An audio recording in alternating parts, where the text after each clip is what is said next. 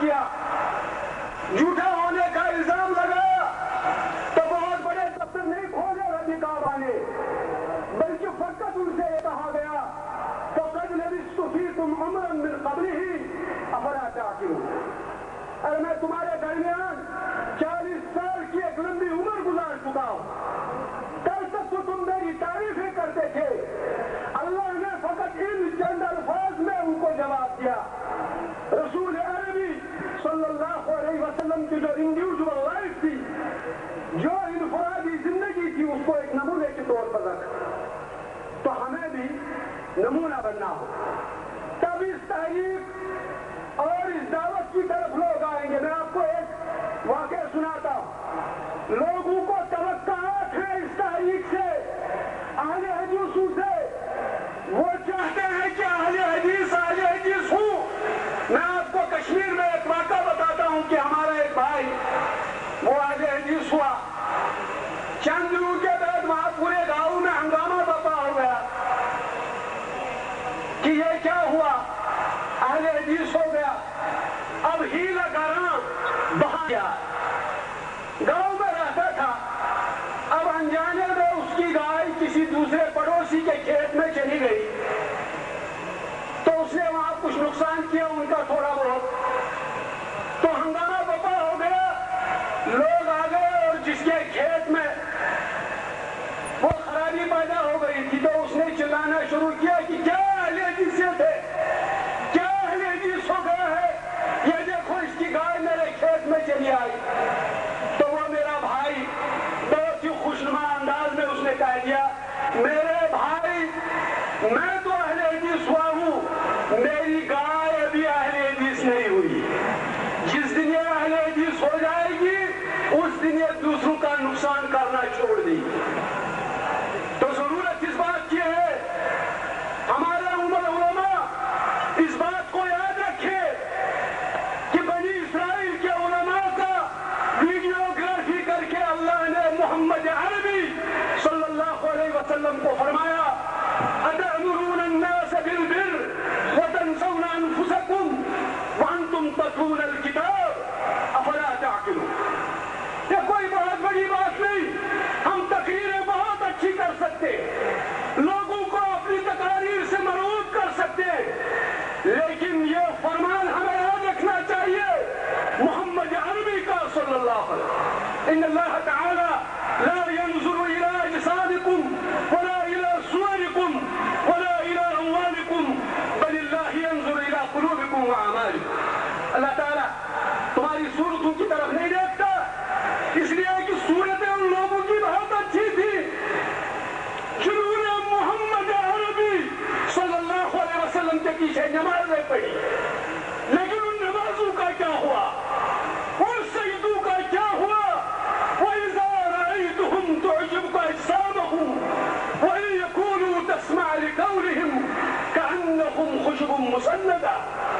اللہ نے فرمایا اے نبی صلی اللہ علیہ وسلم, یہ جو دیکھ رہے ہیں آپ خوشنما صورتوں والے لوگ بہت ہی خوشنما ہے, ان کا اوڑھنا بچھونا, ان کے کپڑے اور ان کی ظاہرداری دیکھیے کتنی خوشنما ہے, لیکن یہ خصوصی لکڑیاں ہیں, ان کے اندر ان کے دل کا لائی کے برابر ایمان نہیں. اس لیے ہمیں خوف کھانا چاہیے. وہ کوئی آسمان سے اترے ہوئے لوگ نہیں تھے, انا گئی ان کے دلوں میں, وہ اپنی ذاتوں کو ترجیح دینے لگے دین پر.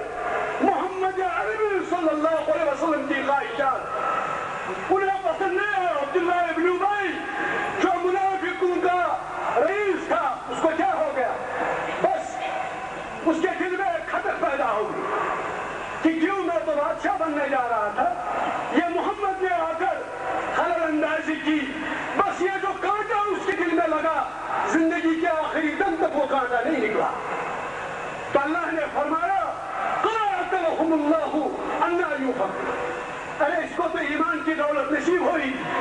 قرآن نے کہا کیف یہدی اللہ قوما کفروا بعد ایمانہم وشہدوا ان رسول حق وجاءہم البینات. اللہ اس قوم کی کیسے ہدایت کرے بڑی شخصیات. تو ہمیں ڈرنا چاہیے میرے بھائی. ایسا نہیں ہے کہ ہم موحد ہونے کی لیبل لگائے. یہ لیبل چشمہ کرنے سے کچھ نہیں ہوتا. ابھی میرے فاضل دوست آپ سے کلام کر رہے تھے. غالباً کرناٹکا کے عمل سے زندگی بنتی ہے جنت بھی جہنم بھی. یہ خاکی اپنی فطرت میں نہ نوری ہے نہ ناری. ہم خود کو اصحاب محمد رسول اللہ صلی اللہ علیہ وسلم سے جوڑتے. میں تبوک کا واقعہ آپ کو سنا دوں. جب اس وقت جب ضرورت تھی محمد رسول اللہ صلی اللہ علیہ وسلم کو مال کی, لوگوں سے اپیل کی. جہاں بڑے بڑے رؤساء تھے, عثمان ذو النورین, فاروق اعظم, حضرت عمر بن الخطاب رضوان اللہ تعالی علیہم اجمعین, انہوں نے بڑے بڑے انبار لائے مال. وہاں کچھ ایسے مخلص صحابہ تھے جن کے پاس پیسہ نہیں تھا, دولت نہیں تھی, لیکن ایک جذبہ کار فرما تھا دل کے اندر کہ ہم بھی اس دین کے لیے کنٹریبیوٹ کریں گے, کچھ ہم بھی دیں گے. ایک غریب مسلمان, اس کے پاس کچھ نہیں تھا, گھر میں بیٹھا ہوا مایوس تھا. بیوی نے پوچھا کہ کیا ہوا؟ کہا نبی نے اپیل کی مال دینے کے لیے, تبوک کے لیے بڑا پیسہ چاہیے. تو کہا ہمارے گھر میں تو کچھ بھی نہیں ہے. نکلا مایوسی کے عالم میں.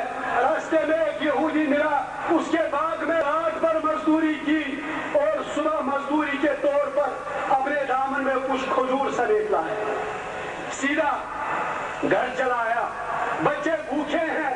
بیوی سے مشورہ کیا, کہا کہ میں تمہارے چہرے پر کوئی چیز پڑھ رہی ہوں, تم چاہتے ہو کہ یہ چند کھجوریں میں بھی رسول اکرم صلی اللہ علیہ وسلم کے مشن میں یہ کنٹریبیوٹ کروں. کہا ہاں.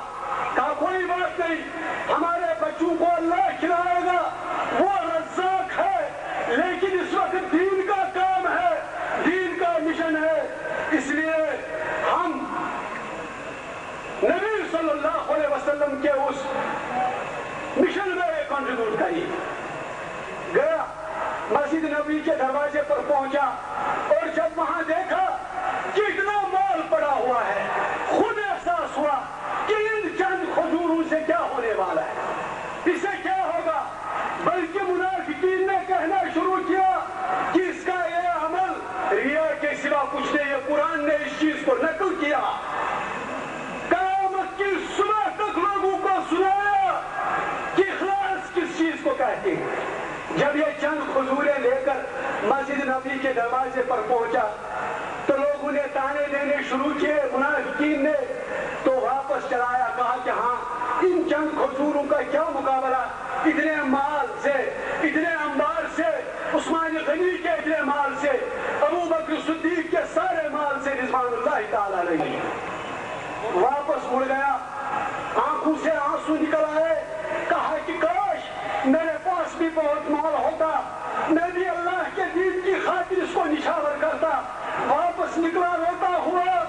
جبریل آ گیا محمد عربی صلی اللہ علیہ وسلم کے پاس پیغام لے کر کہ اے اللہ کے نبی, ایک مخلص غریب مسلمان جس کے بچے بھوکے ہیں, وہ رات بھر مزدوری کی, اس نے یہودی کے باغ میں چند کھجوریں لے کر آیا تھا.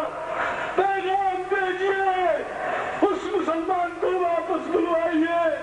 نبی صلی اللہ علیہ وسلم نے ننگے پیر صحابہ کو دوڑایا اور اس کھجور والے صحابہ کو بلا کر کہا کہ آ جاؤ. واپس کیوں چلے گئے؟ یہ مال لاؤ, تمہارے مال کو اللہ نے پسند کیا, محمد رسول اللہ پسند کرتا ہے. اس کے بعد یہ کھجوریں لے کر اپنے دامن مبارک میں محمد رسول اللہ کھلاتے رہے. کہا کہ اس کا مال میرے مولا نے قبول کیا. لوگوں, اس سارے مال کا تاج یہ چند کھجوریں ہیں, اور اس مال کی وجہ سے, ان کھجوروں کی وجہ سے اللہ اس سارے مال میں برکت دے گا. یہ تھے صحابہ جن کے ساتھ ہم اپنی نسبتیں کرتے ہیں. میرے بھائیوں, اس تحریک کو زندہ رکھنے کے لیے ایسے کردار پیدا کرنے کی ضرورت. میری دعا ہے اللہ سے کہ اللہ اس تحریک کو جس طرح سے ہمارے اسلاف اپنا خون دے کر اپنے خون سے سینچ کر آگے بڑھایا، اے اللہ تو اس تحریک کو، تو اس تنظیم کو دن دگنی اور رات چگنی ترقی فرما، ہمارے دلوں میں اخلاص پیدا فرما، ہمارے دلوں کو ریا، دکھاوا، انا اور ان ساری برائیوں سے پاک کر دے. وآخر دعوانا ان الحمدللہ رب العالمین.